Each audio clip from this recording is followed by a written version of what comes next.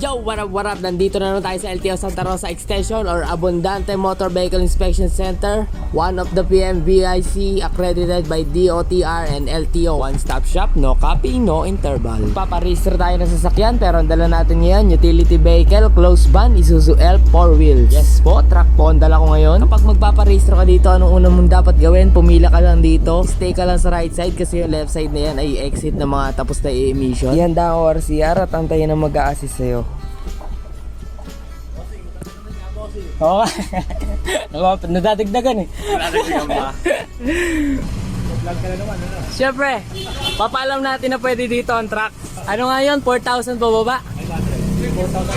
4,500 pababa ang pwede dito. So tayo ay for emission, insurance, and LTO registration. At syempre, ano pa nga ba? Ang Honda Click na parapol, Abundante. Ano pang hinihintay nyo? Magparehistro dito para makakuha ng raffle entry para sa gaganaping second anniversary